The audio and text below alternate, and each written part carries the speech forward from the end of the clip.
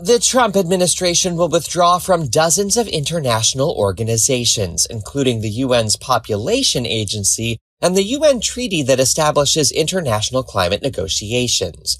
It marks the U.S. further retreating from global cooperation. President Donald Trump on Wednesday signed an executive order withdrawing the United States from 66 organizations, agencies, and commissions, following his instruction for his administration to review participation in and funding for all international organizations, including those affiliated with the United Nations. Secretary General regrets the announcement by the White House regarding the United States' decision to withdraw from a number of United Nations entities.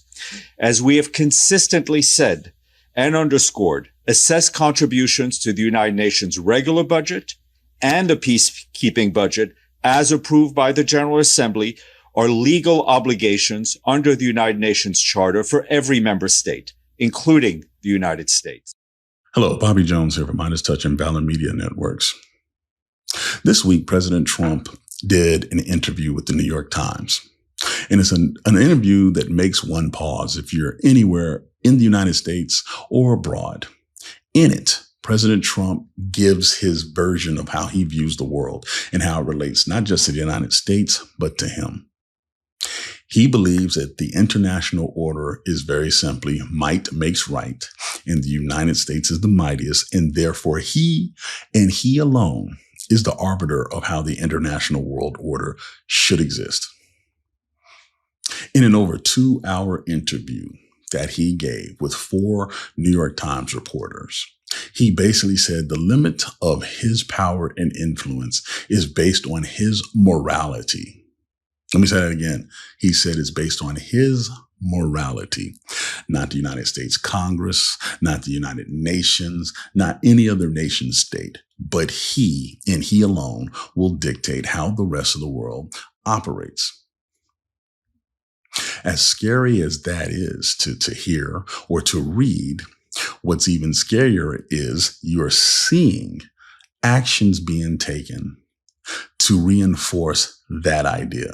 And I'm not talking about the military action of the things that have happened here in the first year of his administration, not the Iran strikes, not the Gaza policy, Ukraine policy, and not the current military operation in Venezuela. No, I'm talking about the withdrawal of the United States from over 60 international treaties and international organizations, as announced this week by the Secretary of State, Marco Rubio.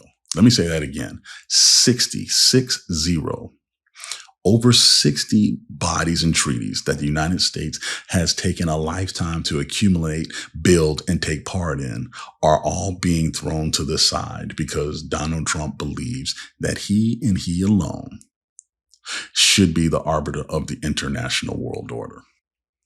Make no mistake, this is the most aggressive dismantling of the international system the United States itself helped to build since the end of World War II. And once you understand these institutions and why they exist, you'll realize something very chilling. This isn't about America first. This is about America alone, and the rest of the world be damned. Let's talk about the first major organizations.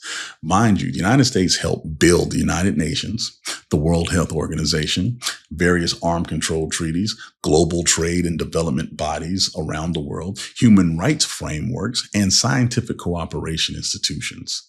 And in just one statement, one bold action, all of those organizations could fall to the wayside.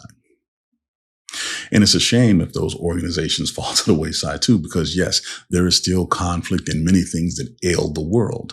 But once again, we have not had a global conflict in almost 80 years. When you really stop and think about it, we were able to come up with systems where people could actually diplomatically try to solve some of their issues. We created a system where pandemics could be tracked globally instead of surprising nations as those things spread. Nuclear weapons eventually began to be curtailed. Human rights atrocities being documented and prosecuted, and people being held responsible. Economies were stabilized while some new countries' economies finally started to grow. and science across the world was shared for the benefit of all of mankind. By President Trump withdrawing from these treaties, one of the main drivers, if not the main driver, post-World War II of these advancements, the United States is taking themselves out of the mix. So I know you're asking yourself, why? Why would he do that? Well, this follows a pattern that President Trump has always had in his life, but we are really seeing it in his second term as president of the United States. You may be asking yourself, why would President Trump in the United States want to do this? Why are they withdrawing from these international organizations? Well, you have to look at the man himself. Donald Trump has always had a hatred for shared rules, shared facts that he can't control, and shared responsibility and accountability. These organizations basically was the world's attempt to do that, to hold people around the world to some sort of international standard, the recognition that, hey, we are all on this planet together and we need to try to save it as far as climate change, and the responsibility and accountability of if people acted in ways that were crimes literally against humanity. You're seeing China step up into the forefront, into that leadership vacuum, to the point where now European countries are asking themselves, how do we deal with China in a more economically viable way, in a more ideological viable way than the United States? Why? Because every time you hear President Trump speak about NATO, the European Union, or anything that has to do with America's oldest allies, he is talking bad about them. I mean, you could literally trade him and Putin, and the words would seem like they're coming from the same person. That is scary, because that is not what the United States spent 80 years trying to build up. This particular turn of about face is really evident when you look at President Trump and his administration's policy on human rights.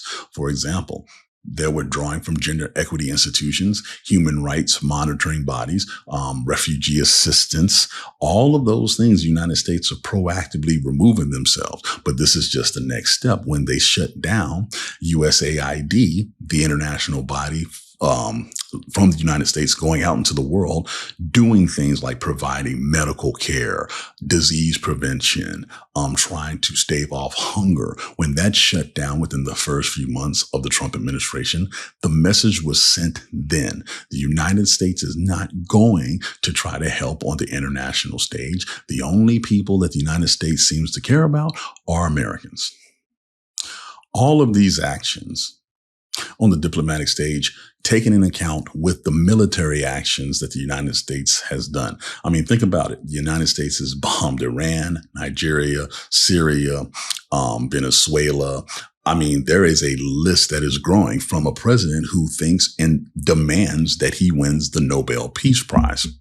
Go figure. But when you really stop and think about all of this, when you really stop and think about all of this, the international credibility that the United States once enjoyed may be forever gone. Forever gone. For those in America that said, hey, this is exactly what I voted for, make no mistake. We are more isolated. We are less informed. We are less trusted. We're less influential. And most importantly, allies that relied upon us no longer can do so. And that's going to make life more difficult for us in the United States. And for those who are outside the United States, who agree or somehow understand President Trump's position, the fact that you have NATO allies possibly having to discuss and gear up to defend their own land, and I'm talking about Greenland of all places, that should make you pause, because if the world's most powerful military has no real sanity check, either via international law that it's willing to abide to, or a commander-in-chief that understands with great power comes with great responsibility, then the entire world is in danger.